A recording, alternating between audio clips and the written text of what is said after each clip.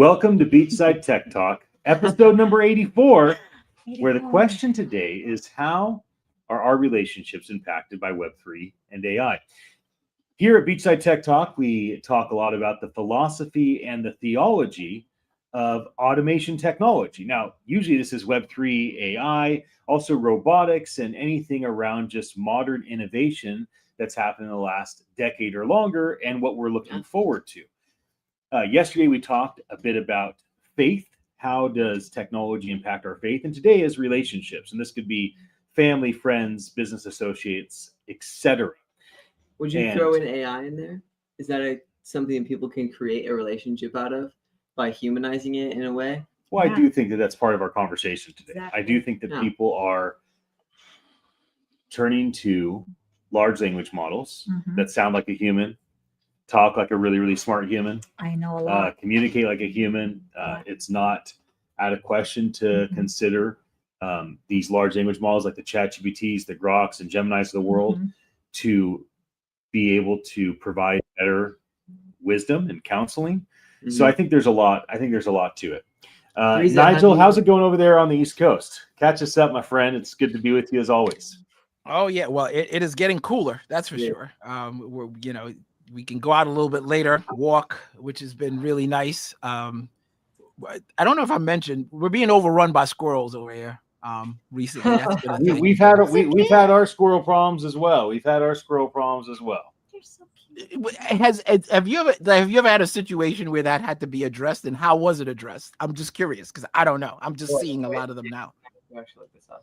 The way we dealt with our squirrel problem was we stopped singing them songs and feeding them food.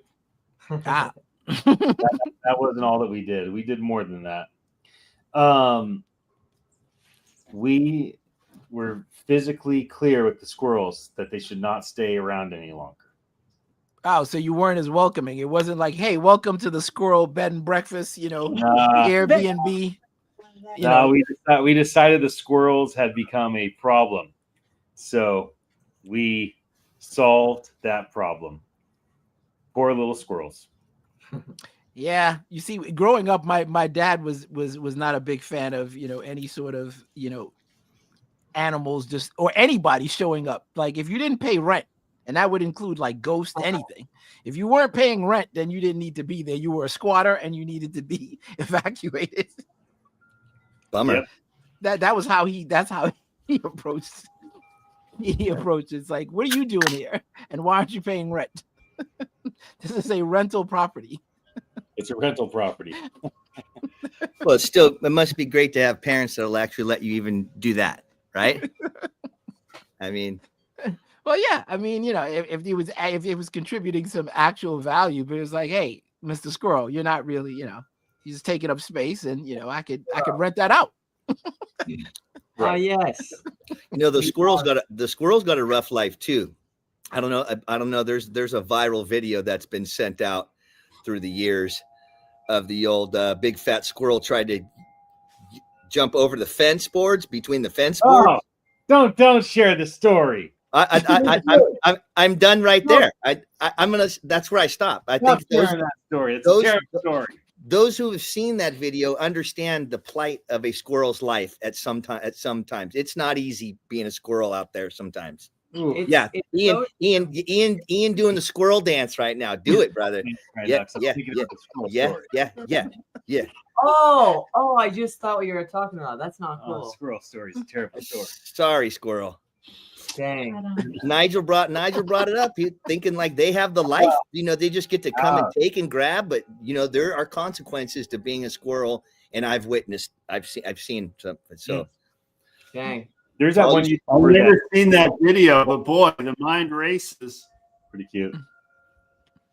Well, that's good for making sure to bring that into the frame, because sometimes we take things for granted. It's not a good thing, not a good look. Yeah, I mean, we live in a world where we aren't just the only things here. I feel like it's kind of easy to get in the rhythm of life and start to be like, yeah, I come home after I go and do some school, and then I hop on the show and I see my favorite people, and then I eat food and I go to bed, and then I wake up and do it again. But it's like, no, there's literally a whole other world happening. God bless you. There's going on at every moment. There's literal animals that are having their own things happening. Like, it's amazing to think it's actually soon that this is happening, that the monarch butterflies are able to, across generations, know where to migrate. Like, they'll go from one place to the other place and then die, and then their babies go to the next place, and then they go to the next place and come back. And they know where they are, even though they've never been there before, didn't have a way to say that they were going to be there, but yet they just somehow know to go there. I think there's so many different sort of quote unquote relationships in just life and creation that fascinate me so much like that. You could say squirrel is one of them too. Each one teach one. How about that? I'm just glad I don't have to fly south for the winter. You know what I'm saying? So there's a lot of things that animals have to do that we are they got to migrate. They're not fortunate enough to have air controlled climate inside of a room, you know? So. But do you guys think, do you think it's gotten better? Like, sometimes I wonder if a simpler, don't get me wrong, I love the conveniences, the creature comforts of, air conditioning and, name it. At what point does it just become, we got to maintain all this stuff? It doesn't maintain itself. If you got people to do it, then sure, but you have indoor plumbing.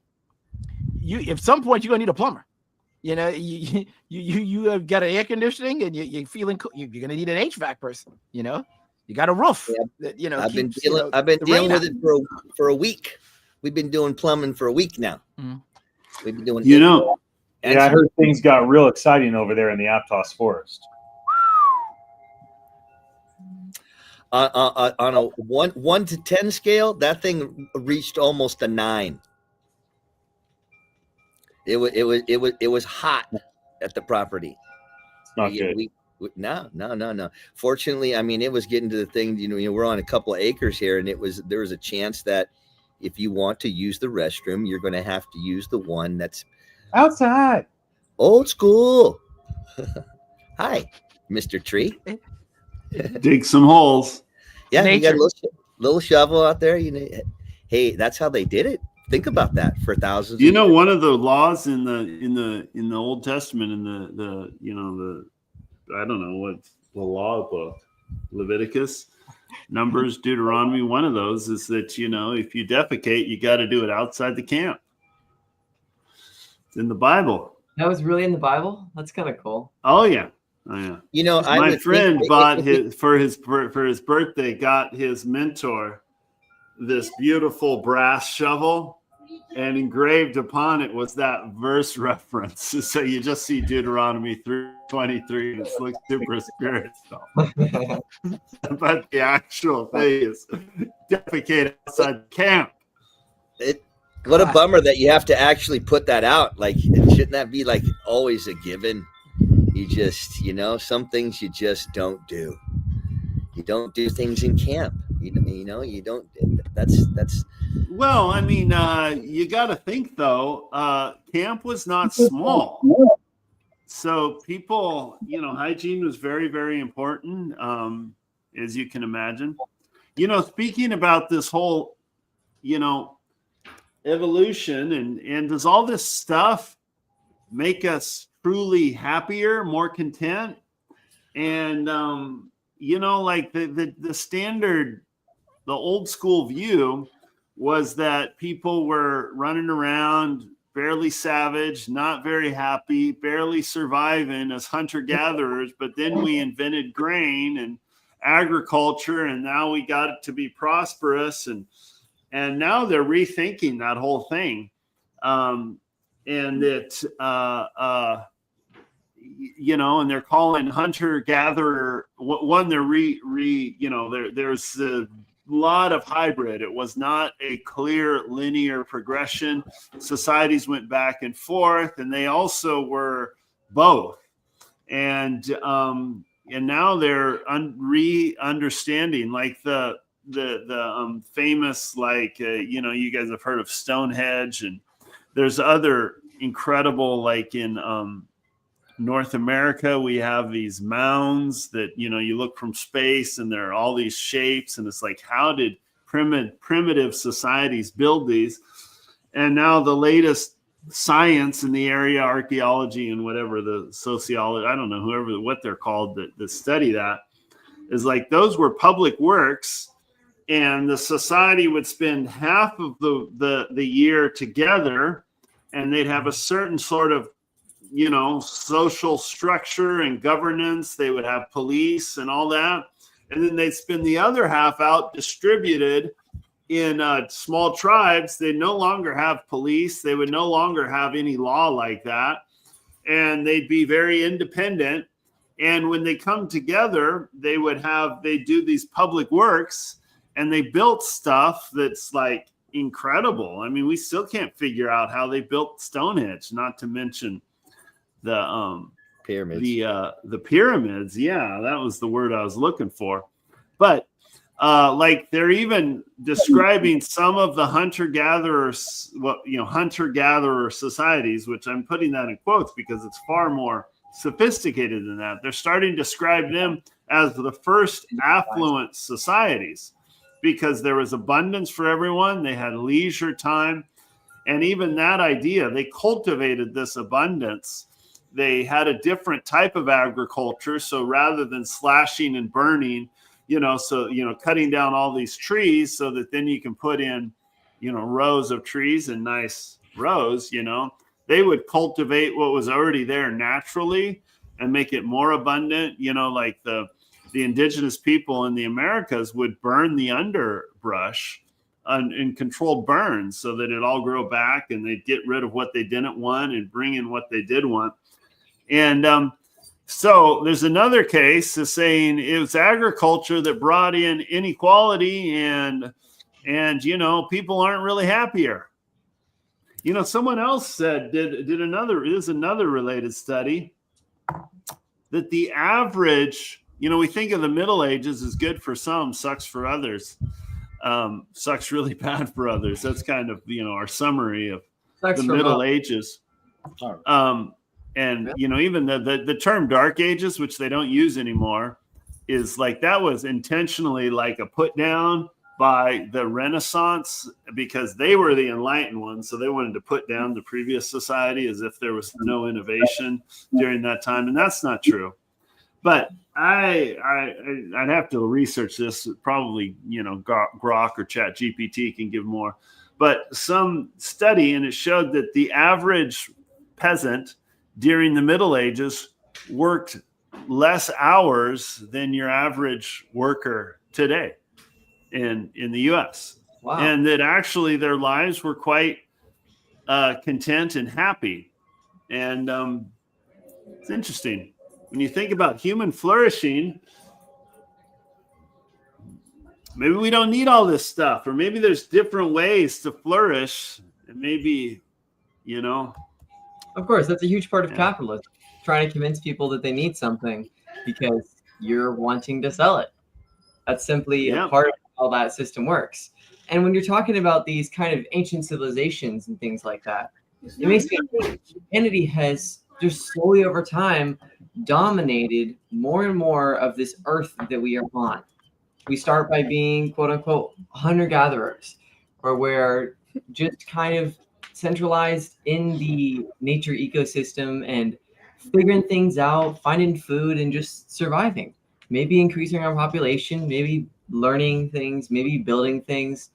But for the most part, we're kind of chill. And then slowly over time, that just ramps up more and more until you get to this point now where we have unbelievably large cities. If you showed someone a city like ours today who lived 1,000 years ago, they'd probably tell you that that's just not going to happen. How could it? How could you possibly get so many resources in one place? How could you possibly fit so many people in such a small place? But yet we do. And it makes me think of how has our relationship with this earth changed? I imagine that there's really plenty of ways that people say, oh, well, we're doing this bad to the earth. We're climate change, or hurting the earth environment. But what are the ways that we're positively affecting nature? I feel like that's not something that's ever really acknowledged. What are the ways that nature has actually benefited from humanity being such a dominant civilization?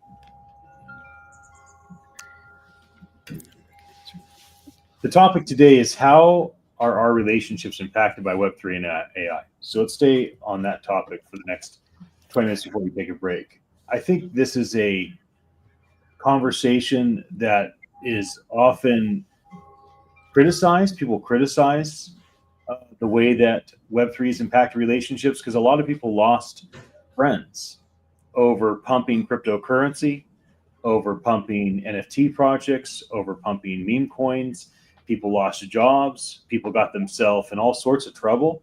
And so I do think that people have a tendency to look at Web3 and say, oh man, that's like that thing where people scam their friends, scam their family. That's obviously not all that there is.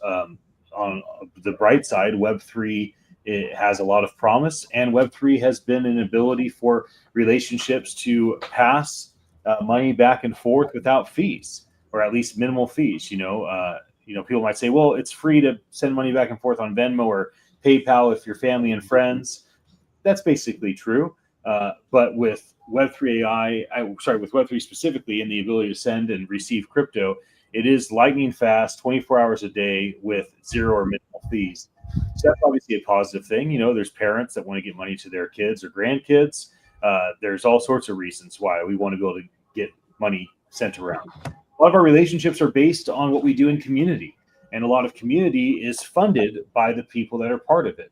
So in the same regard, it's like Web3 makes it really easy to support your charity of choice, your nonprofit of choice.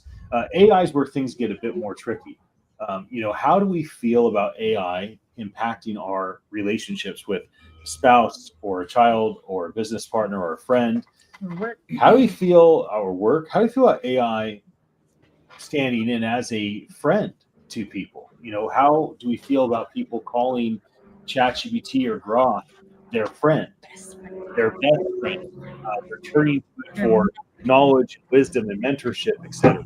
So this is the conversation I think it's important for us to have, and I think the six of us have a lot of experience in this regard and have a lot to say. So that's what I want to remain focused on the next 15, 20 minutes, and then we can go to break and maybe come back and talk about a specific area of this general topic. What do you guys think about the way automation technology is impacting relationships? What is the good that you see, and what are the concerns that you have around it? Myself, I'm thinking I don't use AI for my relationships. I'm gonna just wait a little while on that one. But I think that maybe it's impacting relationships, possibly, let's see, off the top of my head, maybe dating sites, maybe AI imagery that's not real. People might be looking into things like that, forming relationships with things that are not there, and possibly thinking that they are actually real, that they're actually humans. I know that a lot of famous people are being grabbed and are starting to have AI being dropped, or their actual image being used into AI, maybe not with any licensing or anything like that, because I've seen like stuff with Stallone on some social. I don't know. I would imagine he's given the okay with that, but it's looks so real, and they got the mouth moving really on point to where it's getting kind of hard to notice if that's actually him or if that's an AI agent. But I think that it can affect relationships that way, for good and bad. I'm not clicking in just yet on where I'm going to, me personally, where I'm going to be using AI for my relationships, unless I'm trying to use it in a psychology method, maybe help me be better. This happened, we're having a fight now or something. I mean, you could, it's free psychology, but I don't know when I'm going to be leaning into AI to help. Here I'm having a hard time deciding on how I treat this relationship. Give me the game plan for it. I'm still going to lean into myself for a little while, just before that. I think there's, But it'll put a plan together for you. You know, whatever you ask it. And if you're not say, hey, be my mediator. It's interesting. To what? So I mean, and that's what I'm saying. You know, for you, Malachi, maybe you're not. Let's say a divorce. You know, I'm sure a lot of people use AI for that. That's pretty serious in people's lives. And you know, maybe I'm spitballing. I've never gone through a divorce, but you know, that's a really tough time, and maybe you're not really thinking 100% straight. So maybe you'd lean into something, and you're going to have to pour yourself into this algorithm that is into a cloud that has nothing to do with you. So whatever you dump in, I'm gonna wait for personal server for those kind of things. That's just me. But I know AI can help you in relationships. I know that if someone's really feeling bad, just the fact that they're using the tool is actually taking their mind off of whatever that is. But in a positive spin, you know, I'm sure if you're willing to release your emotions or whatever your personal situation is into this data, then I'm sure it's going to come up with you know, some good data points, some good things to suggest, a game plan, or try this or stuff like that. I have some input, and I'm going to quote Lord of the Rings when Aragorn, King Theoden says, "I would not risk open war," and King Aragorn responds to him, "Open war is upon you, whether you would risk it or not." You know, and he's got that. He's looking really cool at that time. He's got that pipe. Okay, I would say that Teddy, and looks up. Great line. Open war is upon you, whether you would risk it or not. I would say, you know, sure, we're not looking to AI to, you know, we're not inviting AI into our relationships. But I would say AI has been influencing us and influencing our relationships for a long time now. You know, like everything on social media, AI has been manipulating us through social media for a long time. Okay. And there's been good things. You know, now it's very easy to connect with someone you knew who you want to reconnect with who's on the other side of the world. You could find them. But on the other side, it's definitely been influencing us. It's been influencing our images. I mean, the whole, you know, like particularly if you look at young people and what they're looking for, how they're, you know, how they're interacting with relationships, that's deeply been influenced by social media and AI, you know. So, how has AI been influencing our relationships and our families, whether we've been aware of it or not? That's what I was trying the to question think I'm about. putting before us. I agree with you. I'm just trying to think. I keep looking off like that. Yeah, where is it affecting me in any relationship inadvertently that I'm not seeing? It's so subtle that, you know, and something's going to come up here, but it's not subtle for me, and that, like, you know, like we're pretty insulated from it because of whatever many things. It's not as bad as other places, but you know, scrolling, social media, influencing family time. I think it depends on what you do. One way we let robots loose to hack our brains to get us addicted, to distract our attention away from relationships, and it's making relationships harder. Well, now you're sounding very dystopian sci-fi, Teddy. But it really depends on what you define as AI. If you say that it's just technology that we're talking about, then it's been around since we've even had anything. I could go as early as roads, because that means that you can be able to get to people easier and communicate. But if you're looking at things like social media, you could say that it's just the algorithms themselves.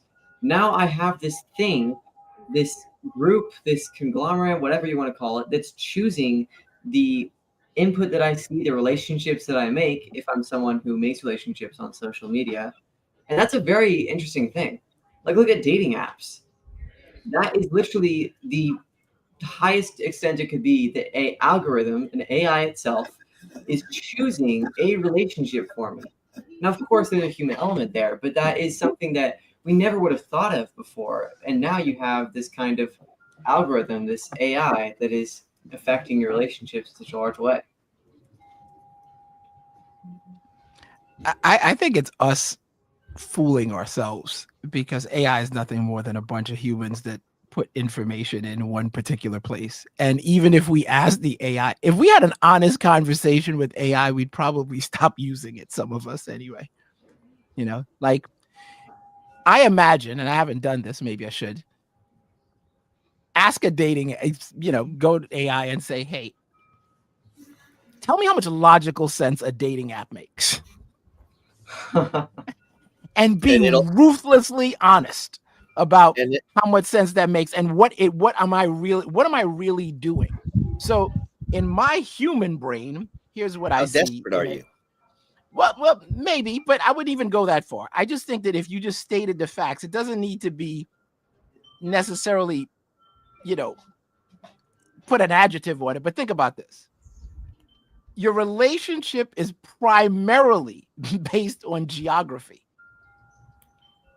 It's prioritized heavy. Who's in your area? Not who's best suited, who's in your area. That's one. Then you have to think about, okay, so 2 out of the 3 people in this room are counterexamples of that. Well, I don't know that they are.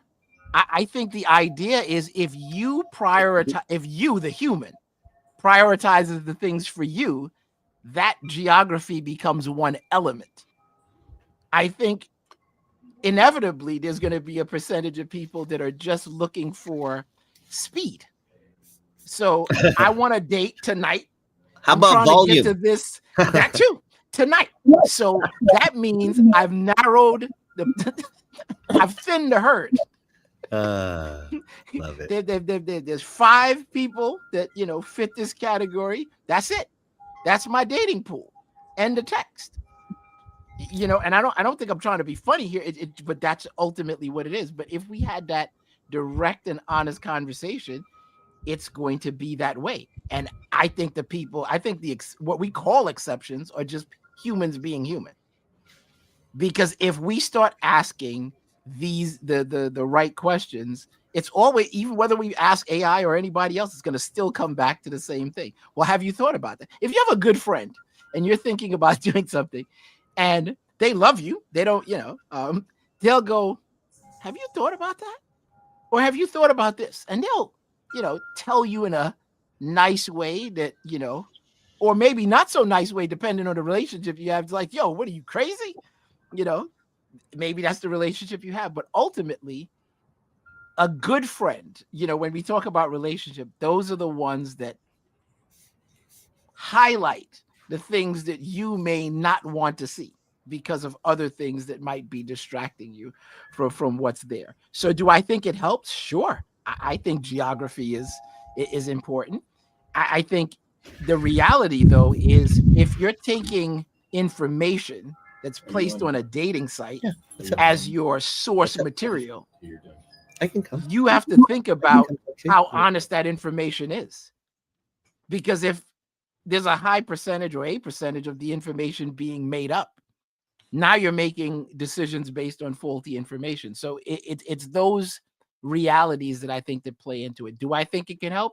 Sure. I think there's a number of ways, if people use AI and technology responsibly and in a way that's pragmatic, it helps. If 2 people are arguing about something and they can't seem to agree, it's like, well, okay, well, let's both together just ask the AI, here's what we're arguing about. Give us some options that we might want to explore. That could help.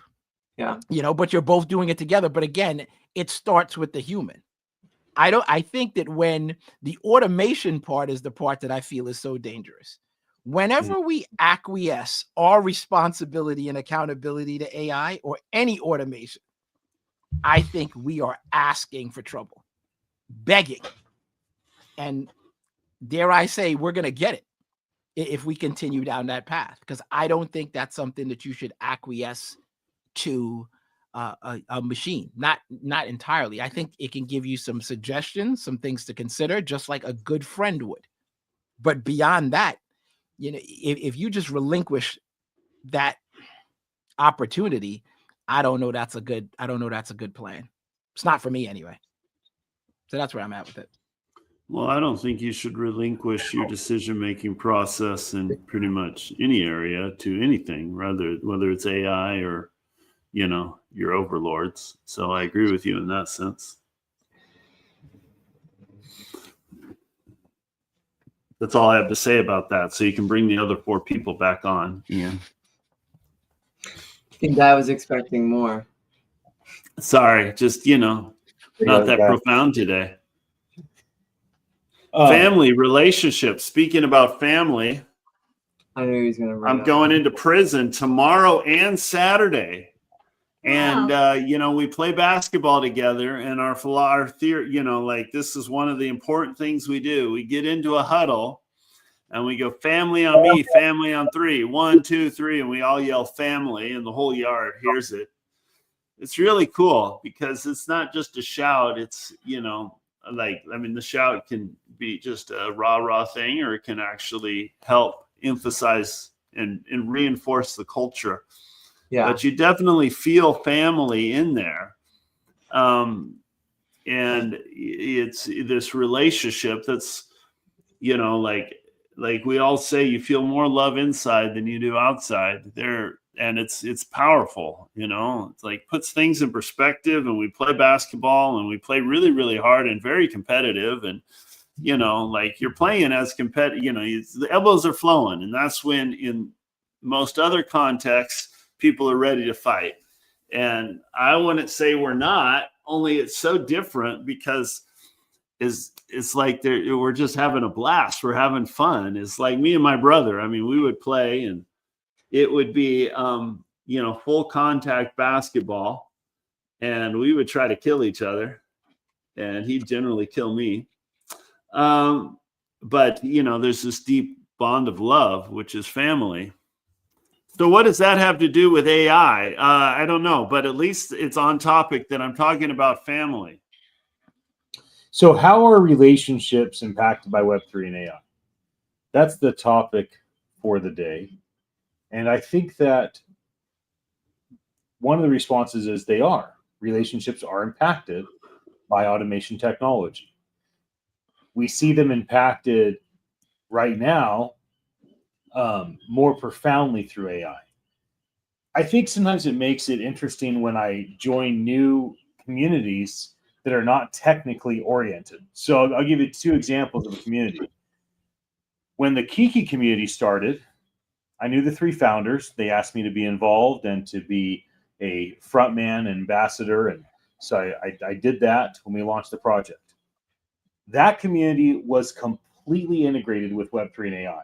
The whole community was tokenized around Web3. And the whole entire experience was all AI. The majority of all of our content was AI. AI was involved in just about every single aspect of that community.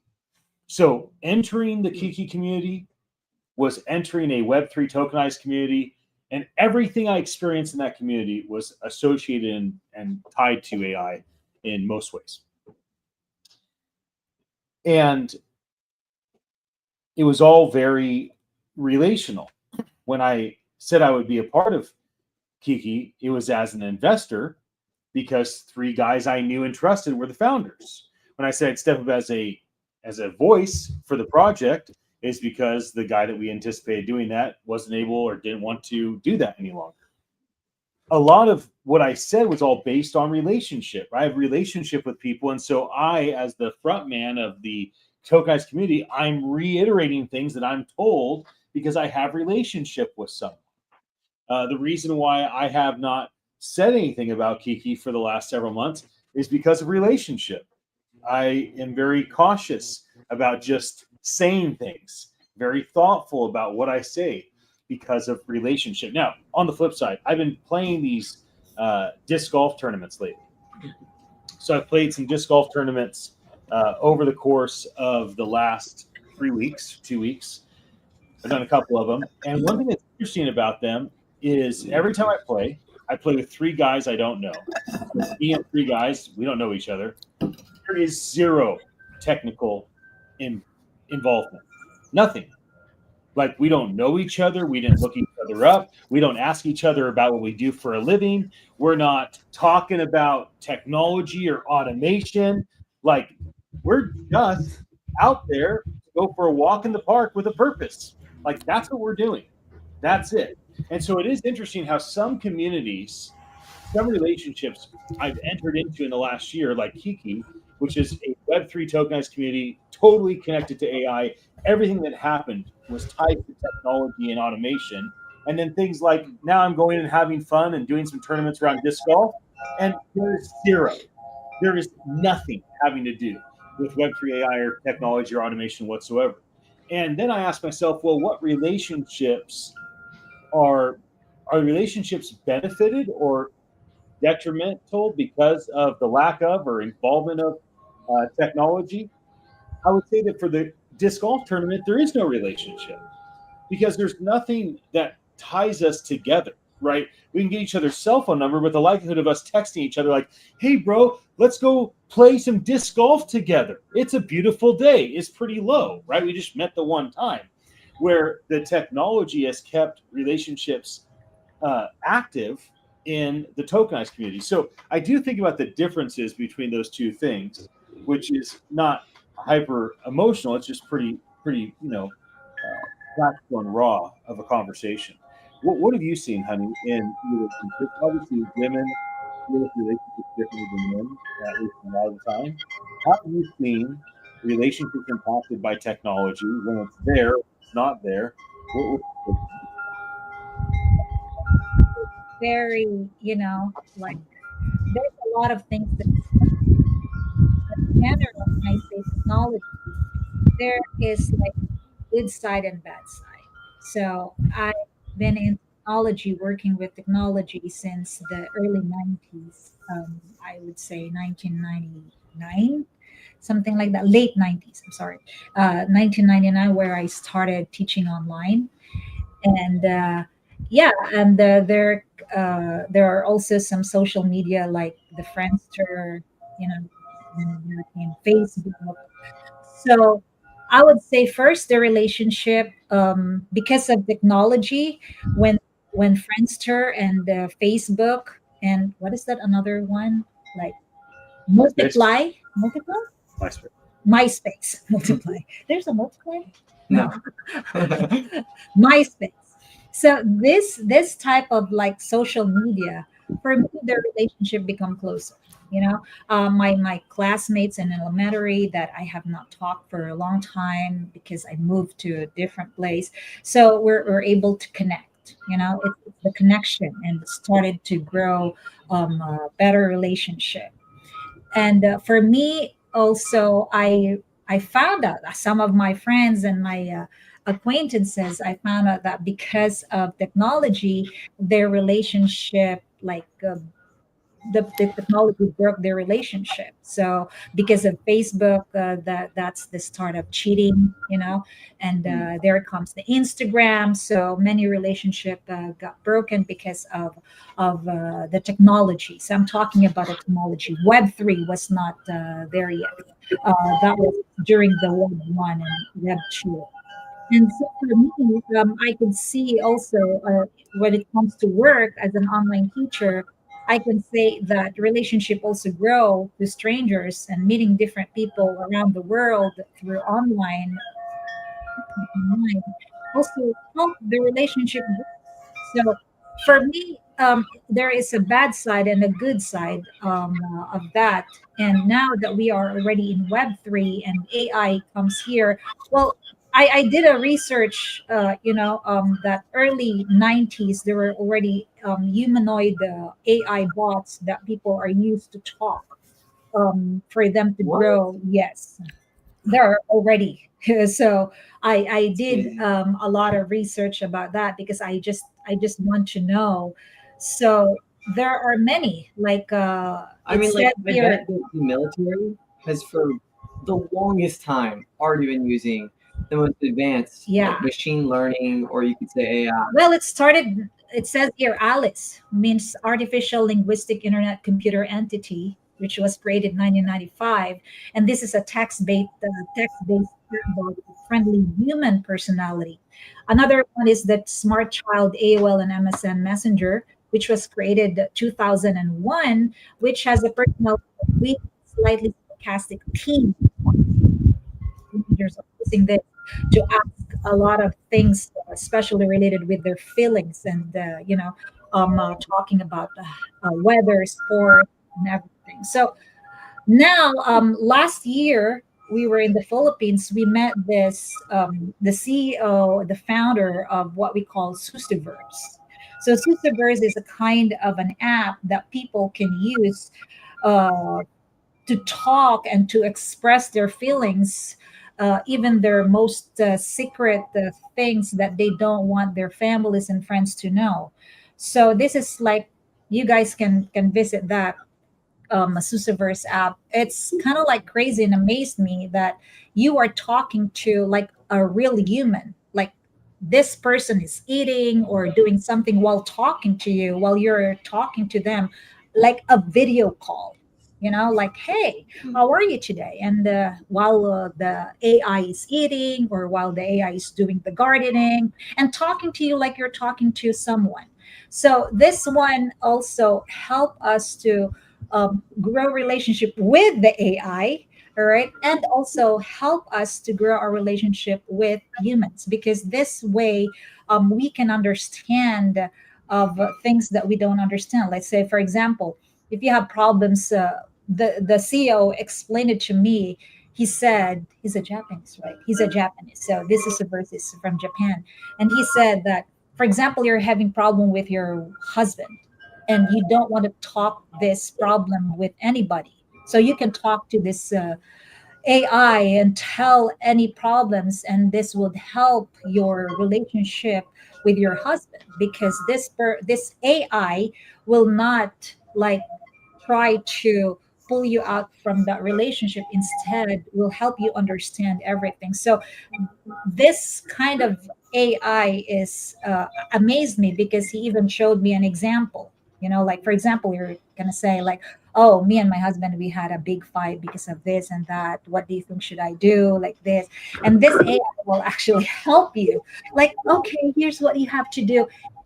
So this one for me, when I watched that, when I saw that kind of app, it only tells us that the AI will not like take you away from humanity, but even make you closer. But everything depends on what kind of AI would it be. So now I found out that AI, this Susaverse, can also be your fitness coach. Like if you don't want to go to the gym and you're introvert, you just want to stay at home, instead of talking to a real person, this AI coach can help you with your fitness thing.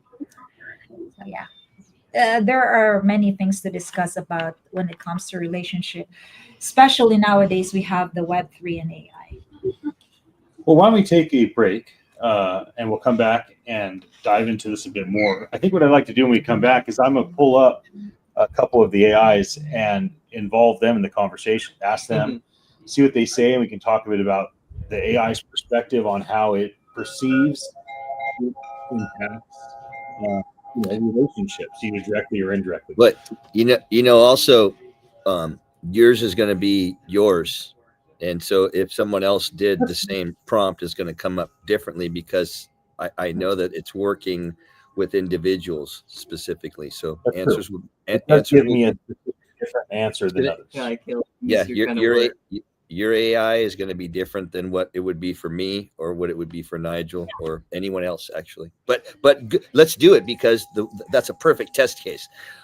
I want to know what helps you have relationships better with artificial generative intelligence. We're going AGI. We're leaving AI. Come on. AGI. We're going AGI now. Okay, I'm gonna play this video on tokenized communities I shared a few months back, and there's some tie-in to some of the stuff we're talking about. We'll be back in about 10 minutes. San Francisco for 10 generations, 250 years. And so I come from two different families, the Moragas and the Pachecos. And the Moragas, they founded the Presidio in San Francisco. They founded the city of San Jose. And the Pachecos, they're known for Pacheco Pass, or the Trails of Tears. And you know, if you go further back in your history, you're going to find that somewhere back there was royalty, the Moragas, and somewhere back there was either the victimizers that had slaves or the victims that were slaves. The Pachecos were both. I mean, how about here in New York, which I love to come to? On my father's side, the Italians came here. My last name was Gutale. It was 9 letters. But there was so much persecution for Italians when they left their community in Sicily and they came here that they changed their name to Utili. And I've been called everything. Utile, Utterly, Utiti. I mean, people have tried everything. It's Utili. Because my great-great-grandfather changed our last name because he left the community he belonged to and came to a new place that he didn't fit in, where his people were not at. On the other side of my father is an Ashkenazi Jew. My great-great-grandfather escaped Europe, didn't get thrown in the concentration camps, came to America, and never told my grandma she was a Jew. My dad had no idea. It's when I did the ancestry thing for him and my mom that my dad found out. My grandfather was an Ashkenazi Jew and escaped Europe. That's crazy. Why? Why did he never tell his family about his ancestry? Because he left his people, because his people were persecuted, and he lost his identity, and he chose to just be another person in New York. And when we think about tokenized communities, isn't the idea to decentralize what's currently centralized? Don't you imagine that even the largest centralized faith communities, like the Catholic Church, does it get larger than that? Or the Mormon Church, right? Or some of these big centralized institutions. Don't you think that the people are going to demand eventually that they decentralize? I mean, all these faith groups are already trying things around tokens, or trying things around distributed ledgers, trying things around NFTs. Don't you imagine that our kids, our grandkids are going to demand that they have immutable ledgers that show them where the money goes? When I give you money, what are you doing with it? Are you feeding the homeless? Are you housing people? Are you caring for orphans and widows? What are you doing with the money I give you? And who are the people that are in charge, and why are they in charge? And how do I know they actually are qualified for this? Don't you understand that we're the generation that's demanding more of institutions, and the centralization just no longer is going to be accepted? So we have these NFTs, which we're here at NFT NYC. I love this place. It's my 8th event with the team. Love being here with Lou every year. NFTs are private, exclusive, limited communities. And then we have things like memes, or just general fiat cryptocurrency. And these are inclusive. You can own a fraction of a fraction of a fraction of one of these things, and you're still in the club, right? Now, when you think about the inclusive communities of crypto and the exclusive communities of NFTs, you want to ask yourself, what is it about these that cause people to have loyalty? It has to do with belonging. Maybe it helps if we think of a community as a body. So when you go and you're part of a community, you ask yourself, am I a thinker? Am I the brain of this community? Should I be thinking for us? Am I a communicator? Am I the mouth of this community? Should I be speaking for us? Am I the doer? Am I the feet for this community? Should I be marching forward for us? Am I the heart? Should I feel for us?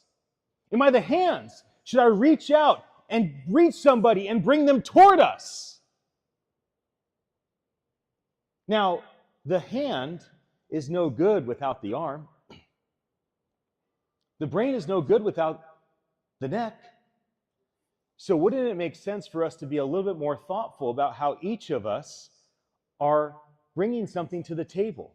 One of the things I love about NFTs, and I love about memes or crypto in general, is the ability that people have to make a sacrifice when they join.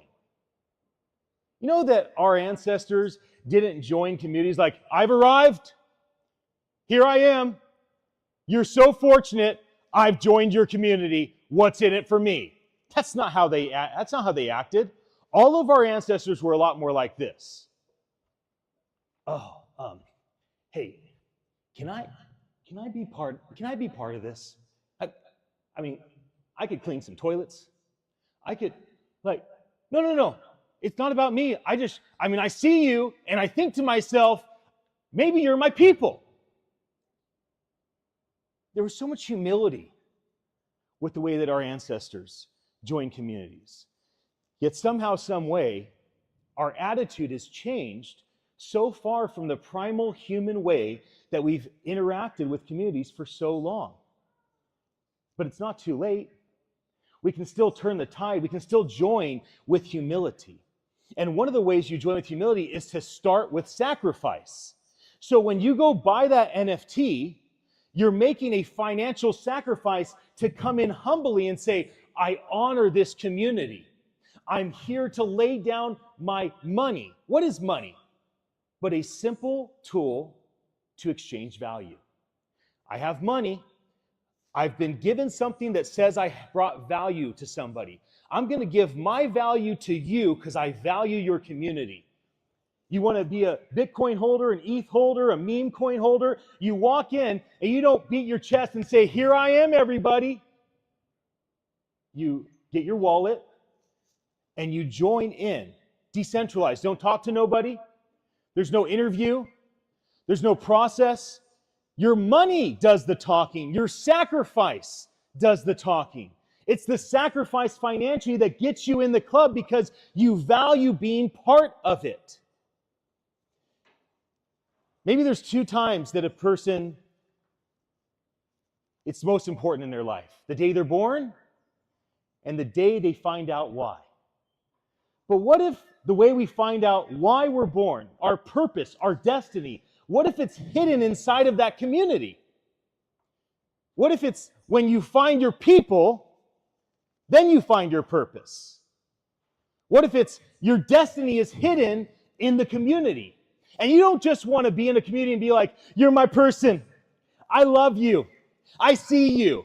No, you want to be in a community and you want to walk around and you want to hear, you're my person. I love you. I see you. We all want to be seen. We all want to be loved. We all want to be somebody's people. And we can tokenize the process of communities. My chief of ethics has been with me 11 years. He recently shared this vision he has of homeless museums and incarcerated museums. And the idea is this. How about our great-grandkids never know what a homeless person is like, never seen a jail or a prison because we solved homelessness and incarceration? How do we do that? Maybe it's communities. Maybe centralized communities is not doing the trick. Maybe we need to rethink decentralized communities. Because ultimately, if you aren't part of a community of thugs, then you don't do the crime, then you don't do the time. And you see Ted, he's been playing basketball at San Quentin with the prisoners for the last 18 years, so they became his people. And he started thinking, we can solve this. We can solve the incarceration. We can stop 21st century slavery. There's got to be a way to do this. Maybe it's communities. And I would say, well, maybe it's tokenized communities. How do we give people a chance to join a community to change their destiny because they find their purpose in their people and they do it, and the first thing they do is sacrifice, whether it's with a meme or it's with an NFT. And my final thing I want to say to all of you is this. It's not the crowd that transforms the world. It's the woman. It's the child. It's the grandfather. It's the one that's been counted out. It's the one that had to learn a new language. It's the one that's failed. It's the one that lights themselves on fire and lets the world come watch them burn. And for those of you that are in this room, and for those of you that watch this later, I just poured gasoline on you. Do you have the courage to light the match? So, you can't really all let me come back. Hello, Internet. We're back. Internet, hello. We're closer than we were. To kind of scoot back, I was adjusting the camera a little bit. This is the glory of doing it all, you know? That's Zoom. It does feel more Zoom, doesn't it? Yeah. Okay. So Zoom. Malachi, scoot that table back. Right.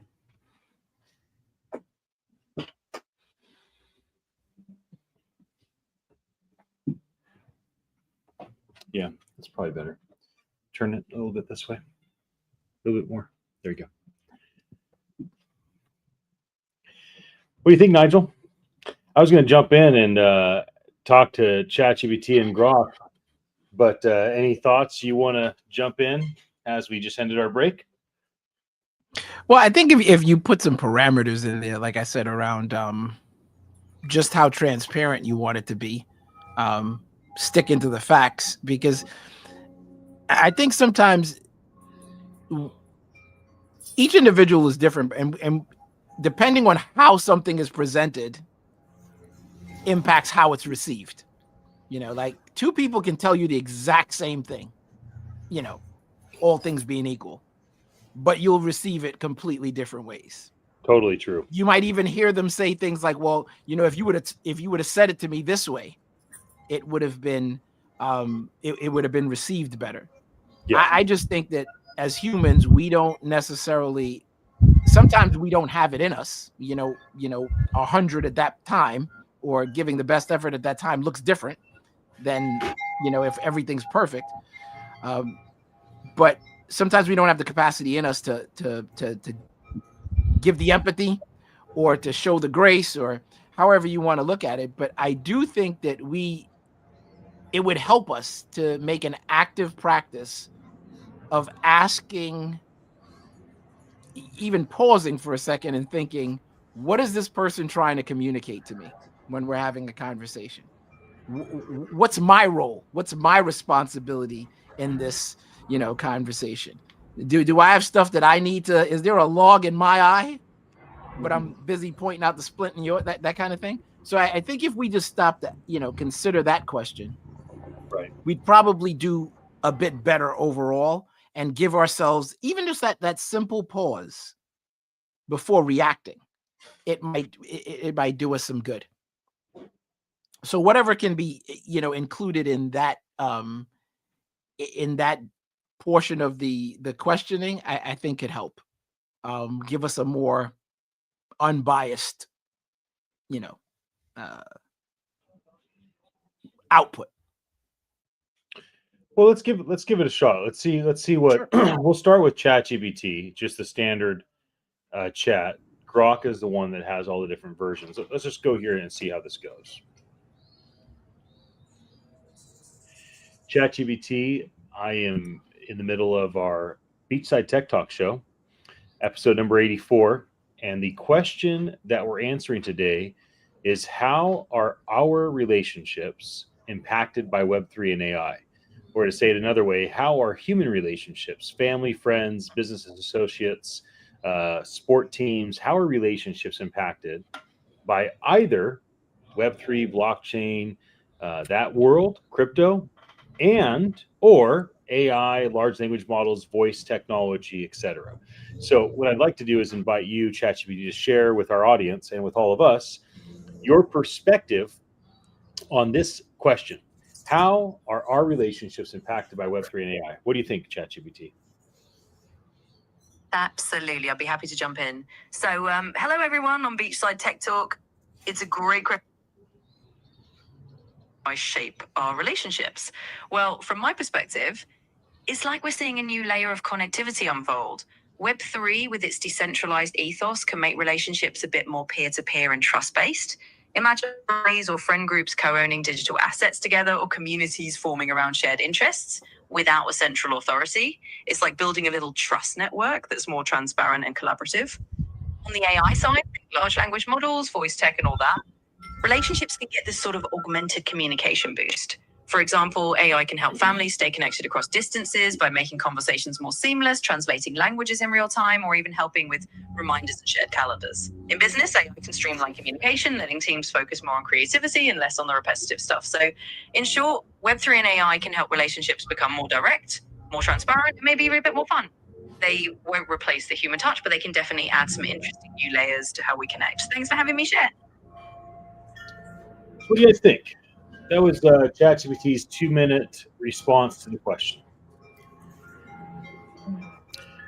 That sounded pretty good. I mean, it's a good. That's a good answer. It felt a bit like it was But there's no bells and whistles in there. That seemed like I think it could be it could reach a little bit deeper and explain a little more depth. Try and tickle some feelings out of it if you can, because it wants to play with your emotions. This thing's bushwhack Bill.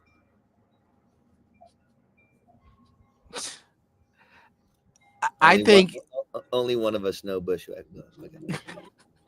I think one other way you can enhance that or add some context is to ask for the best, worst, and most likely trajectory. Concentrating on the lesser known but certainly possible outcomes of these technologies, as it pertains to relationships. Because again, I think that acknowledgement is where the rubber meets the road. If we don't think something can happen, wonderful if it doesn't, but if it comes up, and if it's something that's likely to come up that we just don't want to see, or we're being shielded from for whatever reason, if it does come about, it can be really jarring to the soul. It can leave permanent marks that don't come out with soap and water. Well, it's pretty bland right now. Ian asked, it's been asked to talk about relationships, so that has left it way. It's so wide. It has no idea, what kind of relationship. You're dealing with personal, work. Let me show you guys this. Are you spiritual? Are you inanimate? I don't get along. I don't get along good with my banana. So what is how that? can I? If you can see this on Grok, Those are avatars. What Grok is calling companions. So yeah, I've seen those. The bottom of the screen is Rudy. There's good Rudy for the kids and bad Rudy for us to chuckle at. It's naughty way of answering questions. So bad Rudy's like a friend that's just your buddy, and good Rudy's like your kid's friend. And then there's Annie and Valentine, which are basically stand-ins as like girlfriend, boyfriend, and then these new ones from Aries. I want to try something. Tron's movie.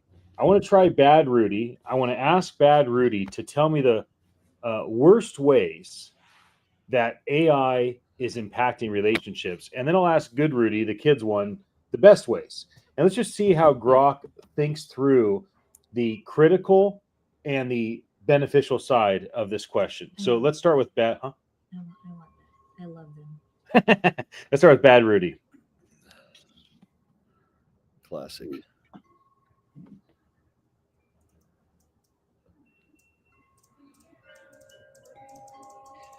Hi, Rudy. I have a question for you, and it is, how are human relationships positively impacted by AI like Grok?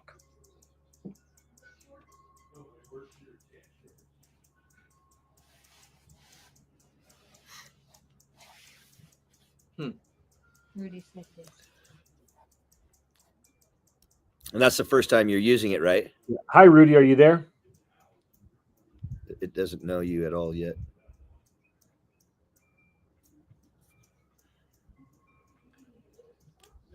Hi, Rudy. Can you hear me?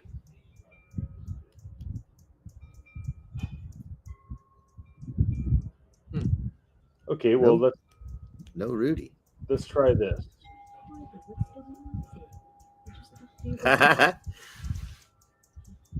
Perf. Let's just try these new ones. Tron. We'll ask the girl the positive. Here we go. So this is the Tron girl. Hi, I have a question for you.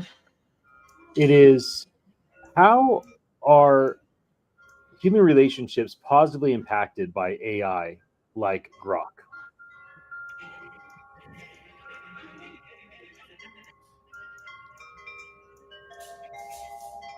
Well, there's definitely some sort of problem.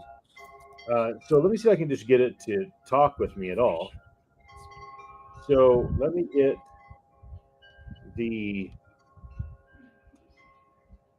Let's try. I don't know. You be quiet. I'm not talking to you yet. Stop. So let's go with.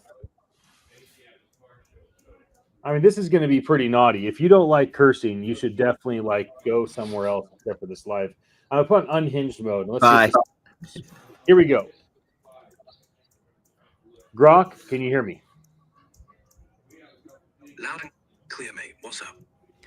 I would like you to give me your belief on the most negative ways that human relationships are impacted by AI, like Grok or ChatGPT. Give me ways that you believe humans, whether family, friends, people that work together, people that go to church together or are part of sports teams together, give me your perspective on the negative impact that's made on human relationships because of AI.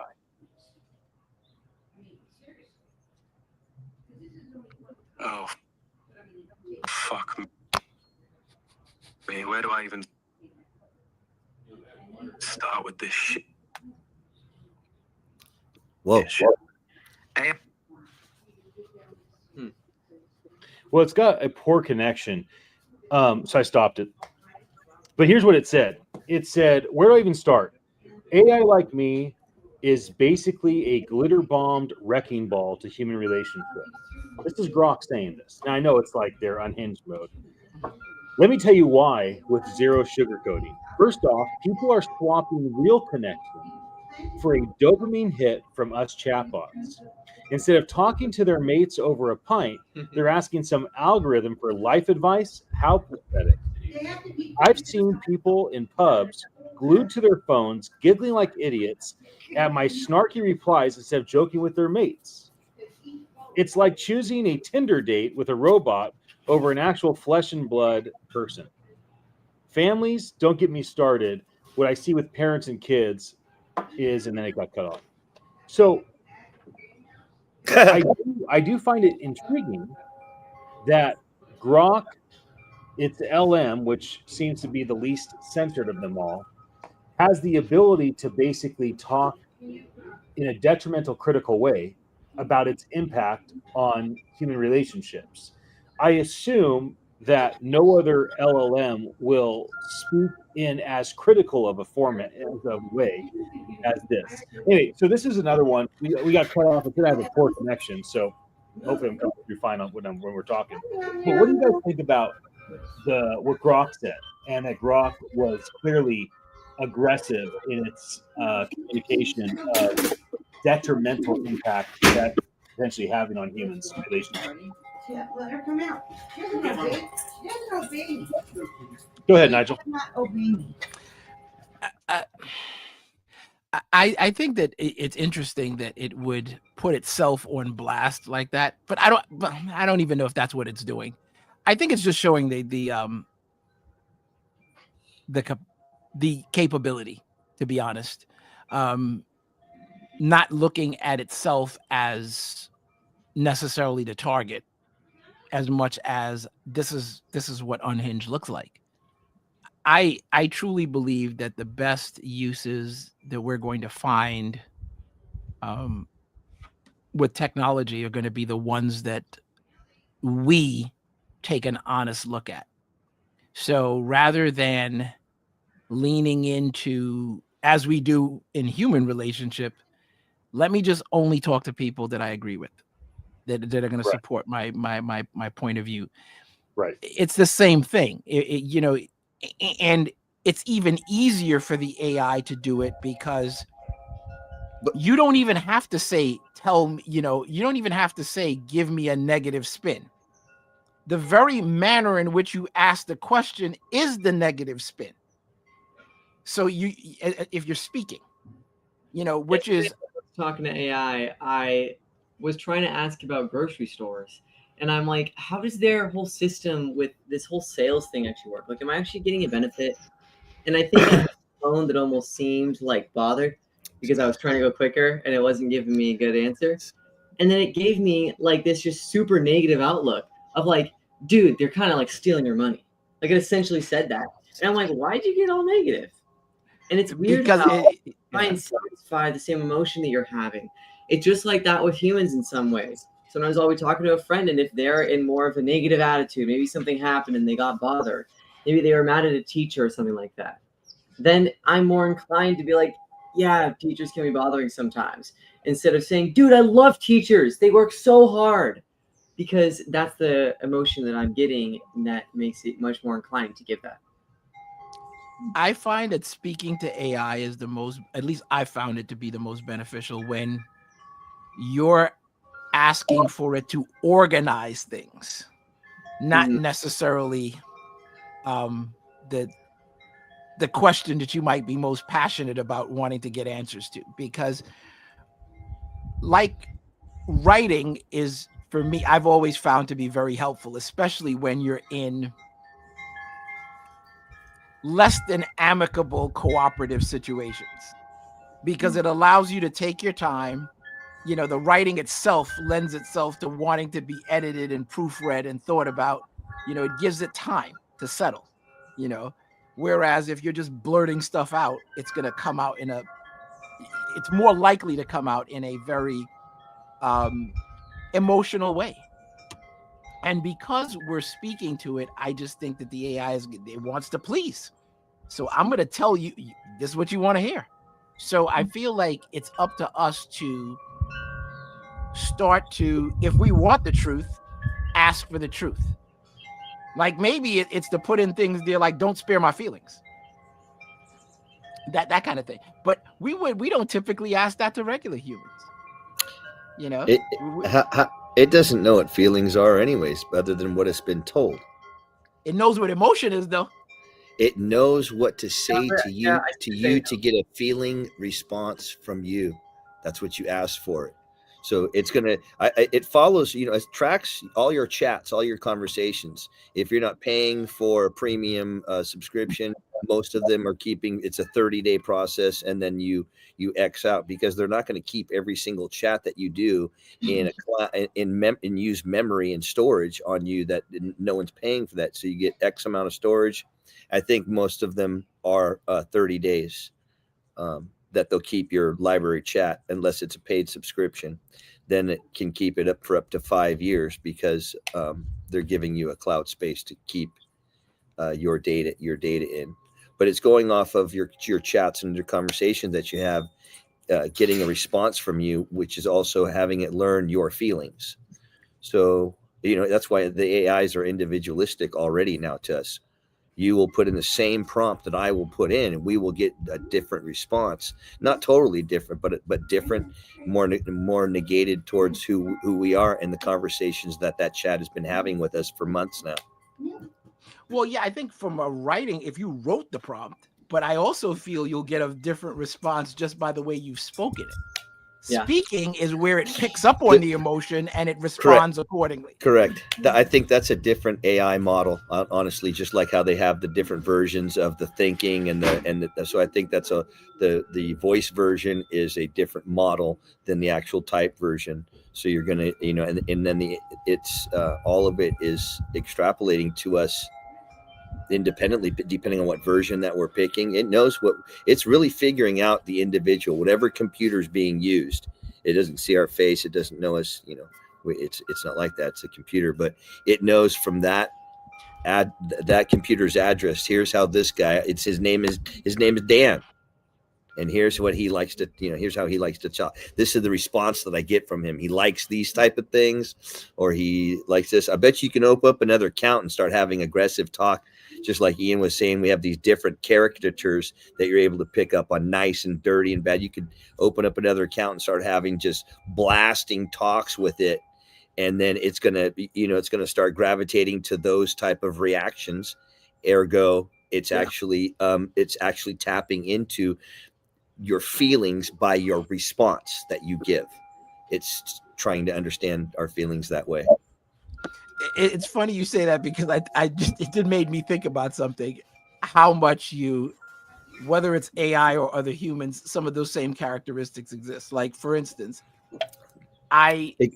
Exactly. I think about asking when I speak, when I ask for information, I'm constantly pushing don't try to interpret how it is I'm feeling. Do what I tell you. Mhm. It's, don't try to think for me. Like, do the task. Focus on the task. That's what I need you for. Don't go for extra credit. And I feel like that, in a sense, is its own trade, because what ends up happening is, if you just speak and you're very emotional, it may get the impression that you want something that you may not actually want. You just happen to be in a heightened state. And I think we do that as humans all the time, and depending on who you are. I know for me, I don't think anybody wants to be misunderstood, but I find myself more inclined to correct even the smallest misunderstanding, because I don't want that. Because I feel like it creates too much damage. It's too problematic. And I can only imagine what that's like when you're training an AI. Unbeknownst to you, you just keep being emotional for whatever reason, and that's becomes who it sees you as and how it interacts with you. I want to share with the four of you a bit more about what the app said. So I typed out the same question about the negative impacts. And I actually think it's kind of important that we understand the way that AI is processing all of the data out there around the negative impact it's having on humanity. So here were the 7 reasons Gemini, which is Google's alternative to ChatGPT, is concerned. Share it. Can you share? I was going to read it because I typed it out. Okay. So number 1, erosion of authentic connection. Number 2, emotional atrophy. Number 3, creation of unrealistic expectations. Number 4, reduced empathy. 5, weakening of family and friendship bonds. 6, degradation of workplace cohesion. And 7, fragmentation of communities. I asked the same question to ChatGPT, typed it out, and it gave me 8 reasons it has critical feeling about its impact, LLM's impact on humans. It said, first, people feel superficially understood but actually become more alone. Second, echo chambers replace authentic dialogue and growth halts where friction used to refine character. That's pretty powerful. 3, convenience kills collaboration. Efficiency displaces empathy. 4, people stop seeing each other as miraculous and start treating one another as defective versions of machines. That's pretty interesting. I haven't heard a lot of people talk about how miraculous humans are lately, but I do hear a lot of people talk about how miraculous ChatGPT is. It's very, very interesting. Yeah, but also the way Hold on. Let me read the rest of these. I shouldn't have even stopped. I should just keep going so we can get through them. 5, authenticity erodes. Trust becomes fragile because no one knows whose voice they're actually hearing anymore. 6, people lose tolerance for complexity, and relationships which thrive in ambiguity and grace begin to feel inefficient. 7, connection becomes transactional. The warmth of memory is replaced by metadata. Finally, 8, relationships lose the weight of conscience and compassion. So I ended it by saying, okay, give me a brief, optimistic response to your list of concerns. And so here is the brief response that Gemini gave. While these concerns are all valid, they view AI as a replacement for human connection rather than what it can be, which is just simply a powerful tool to augment relationships. By automating mundane tasks and streamlining our work lives, AI can free up our most valuable resources, time and mental energy, allowing us to be more present and engaged with our families, friends, and communities. Ultimately, like any transformative technology, the outcome isn't determined by the tool itself, but by the wisdom in using it to deepen our understanding of each other and enhance the connections that truly matter. And finally, ChatGPT says AI doesn't have to replace human connection. It can reveal how vital it truly is. When used wisely, tools like ChatGPT, Gemini, or Grok amplify empathy, not erode it. AI isn't the end of relationship. It's a mere reminding us of what can never be automated: presence, passion, and shared purpose. And I will say, what the five of us share with Beachside Tech Talk, and with Ted, six of us, and with our guests, like Dad pops on and other friends have popped on when there's more than half a dozen. One thing that is very true about our experience, even though it's on the internet and it's done through a StreamYard tool, we are giving each other our presence, our compassion, and our shared purpose. And one thing that has been, I think, a really positive experience for the half dozen of us that are part of Beachside Tech Talk the last 4 months is that very thing. Like, we all are spun in dealing with the AI and the search engines and the this and the that, but 5 days a week, we come back to center ourselves on authentic relationships that are real, that are actually played out and experienced now after we've built them over a number of years and some of us many decades. Now they're being played out in front of the public, which adds another dynamic. But ultimately, what we provide one another, again, is presence, compassion, and shared purpose. What are you guys' thoughts on all that I just before we wrap up for today? Then we'll come back, all of us, as a big team. When it comes to AI, Yeah. we we all know that AI is a tool which can be both a healthy emotional support and a dangerous emotional substitute. It depends on how we use it. So we really have to be very careful on how we're going to use it, depending on what.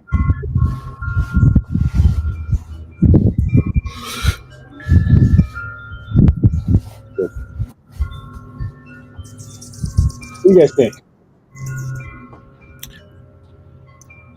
I would say, yeah, you could use it as a guideline or something, because I see a lot of the avenues that it's helpful. You know, it's a psychology. You can set it up to talk to you as if you were a world renowned psychologist.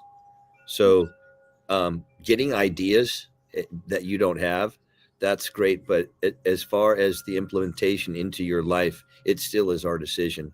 We make the choice. We make the choices, you know, after we hear something or see something, whether we're actually going to use it or follow it or bring it into, you know, our ethos of life. So, but I see it as a great tool.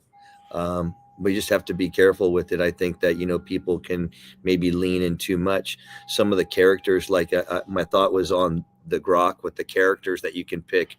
You know, I'm sure people can be.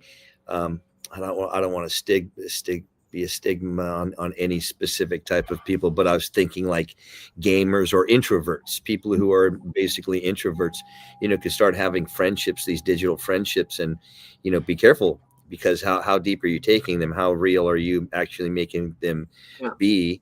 Because they are going to be, you know, telling you or saying things to you that either you want to hear or that you're telling it to you know, agree with you in one way or another. So that's a little deep in going with it, with using that character stuff. But for as far as having fun, I mean, I can see there's a lot of fun that can be played with that. But, you know, that's why I think that's where it's at. It's in its own compartment.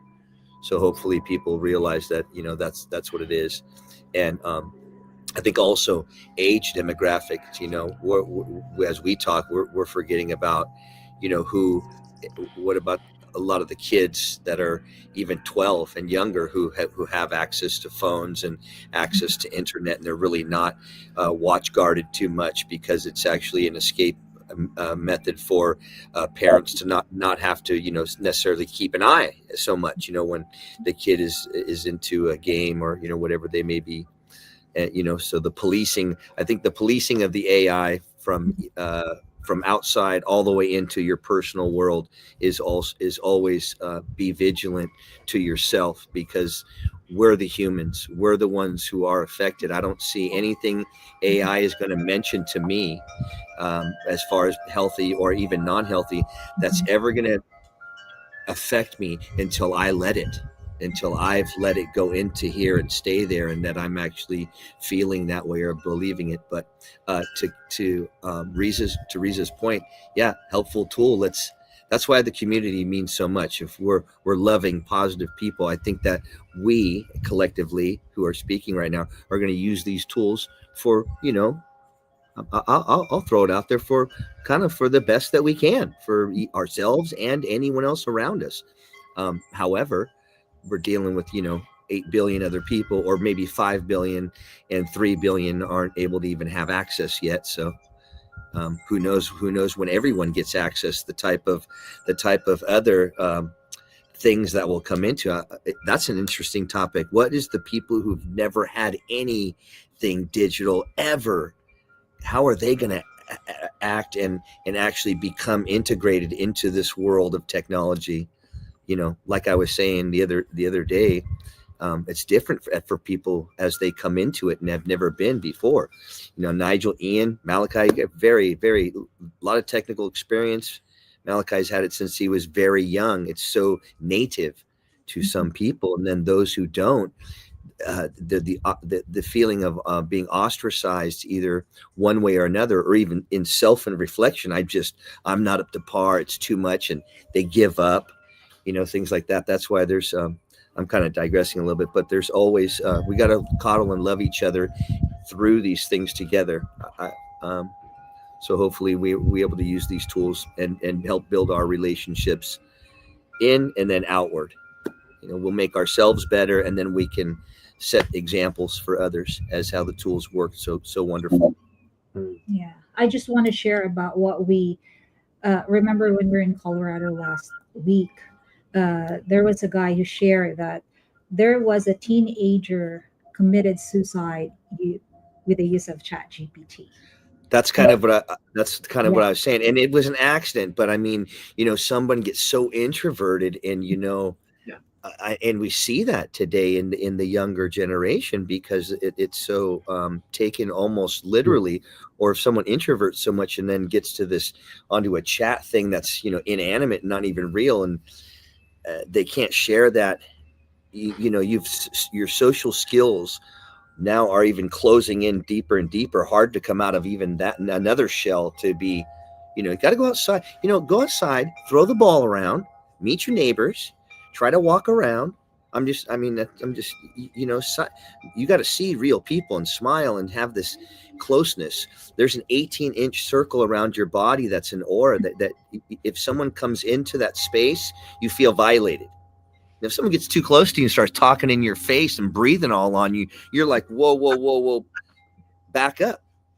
Not your family like that. Come on now.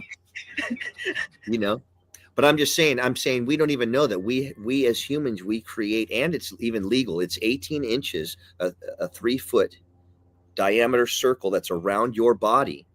That it's like when someone comes in and invades that space and pushes you or something, that's considered a sign of aggression, and the escalation can go from there to where you have a fight, or something can happen, and it's all legal like that. So we have a space that we keep around ourselves, and I think that we need to remember that type of thing as we move digitally. To Riza's point, especially. Nigel, chime in and close us out now. Close out, my friend.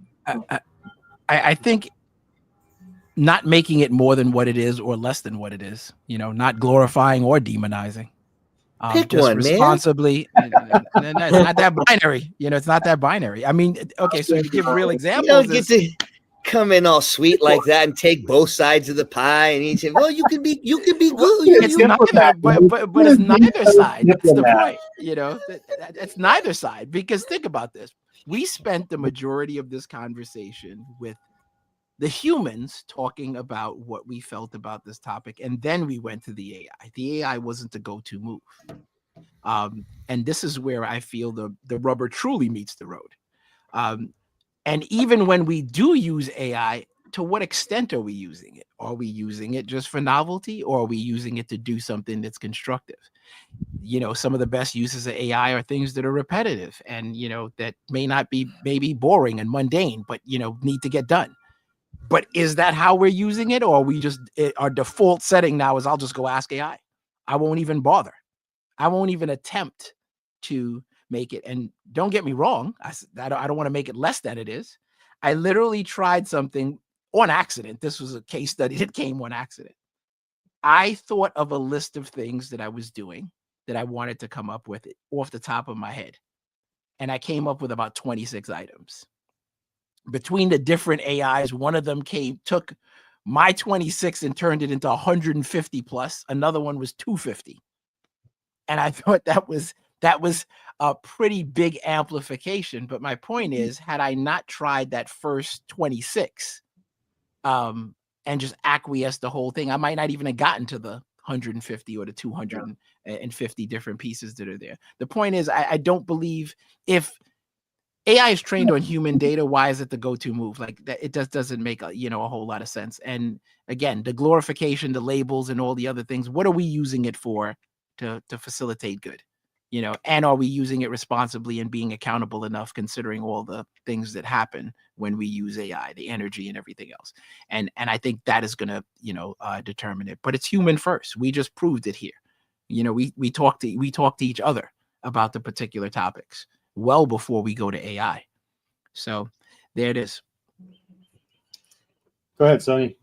What do you have thoughts To before kind you of say goodbye? synthesize off of the different things you guys are saying, it's making me think more on about how it's so easy to, like this example that you said frequently before, Dad. You have perfume, and instead of just smelling it, you start drinking it. You just want more and more and more, because it smells so good. I mean, it must taste good, but you find out it didn't taste that great, and it turns out your body didn't like it either. And I think in a similar way, it can be very, very easy to start overusing something or relying on it in a way that doesn't actually help our humanness, our creativity. One of the main things that AI does help is letting people just kind of get rid of those meaningless tasks, the ones that you don't need to do for human creativity. And then it gives us the chance to spend our small amount of time that we live to be able to actually try and create things, to learn things, and to be productive and do good. And so as easy as it is to just say, oh, there's all these negatives, and I'm so worried about how people are going to use this, because what if people get to this or that? I don't really think it's that much of a worry, because what matters for me is what I use it and how I make sure that I'm going to show the world what I think is the best way to do this. There's also plenty of people out there who are doing things that are so amazing and productive. People like Brian Romele, trying to really advance in this ability to have an actual personal computer or hard drive or something that has this tool, but for you. Or people like that guy that he posted about, who took just like these 50 different machines that you would need if you're on your own, and he just threw them out there, told you how to make them. Oh, right. It's like, that's an awesome human thing to see. People just taking the ability to give information to other people and making it so that you do so, taking advantage of the chance that we have with something like the internet. And I love seeing things like that happen. And overall, I think technology has just helped people in relationships be able to come together. That guy, he would have never been able to have a huge community build around making these things more optimized. But he was, because of the internet existing. He was able to show people all these things in an easy way. They didn't all have to come to his house and he had to spend 100 hours with them showing them how each thing works. No, they just had the thing right there on their device. That's so amazing that that's able to exist. And I think a lot of the technological benefits that we have are going to be able to be amplified by having something like AI. but that also means that we still can drink the perfume even when it's not good for us. In the same way that we can do that with, like you had said, ego. You can be happy to hear a comment good about you, but then when you take it too far, it's like, then you start caring about everyone else thinks. And so I think AI has a lot of benefits, and I just want to make sure that I prioritize using it for what it's actually good for, organizing, optimizing, and when it gets to the point when it's at a personal server, then I'll start talking about my feelings maybe. We don't turn to the most violent warriors for affection. The most violent warriors remind us of how wonderful affection is, though.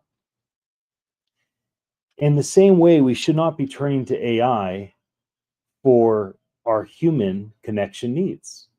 But AI, this soulless, brilliant, wise, fast, unstoppable force that it's become, should enhance our appetite for human connection.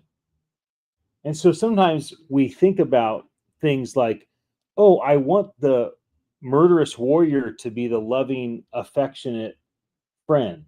Well, that's not what it is. And so this soulless technology is not compassionate. It can't give you its presence. It can't share purpose with you. And so rather than try to get shared purpose and compassion and presence from a tool, leverage the warrior that this AI tool is to get stuff done for yourself, and turn to your relationships, invest in your relationships in a way that you give your relationships what it is that you most desire. Jesus said, do unto others as you want them to do unto you. And may we be the ones in our relationships that are not measuring the scales and saying, I'm only going to give my 50. I made the last 2 calls. I haven't heard back. I gave my 50. Try and overlook an offense, right? That's 1 Corinthians, the whole chapter of love. Overlook an offense. Be full of hope, right? Be faithful, be hopeful, be loving, be kind, be generous, be gracious. Don't forget, overlook an offense. Overlooking an offense is in and of itself an act of love. And love is a verb. It's something that we do. It's not something that we feel. And no matter how much AI might deceive certain people, may those that are listening to us live or listen later never be deceived by a tool into thinking it's something it's not. And may you find vibrant relationships that are life fulfilling. We'll be back again, a small group of us tomorrow as Nigel and Dan do their own thing on Fridays. And tomorrow we will be tomorrow is Friday. Tomorrow we'll be we will be discussing knowledge. How is our knowledge, our education impacted? And then we'll be back again with Dan and Nigel and Ted on Monday, talking about innovation and business. It'll be a great conversation. Until then, friends, may you be at peace. Grace to all of you. Love you.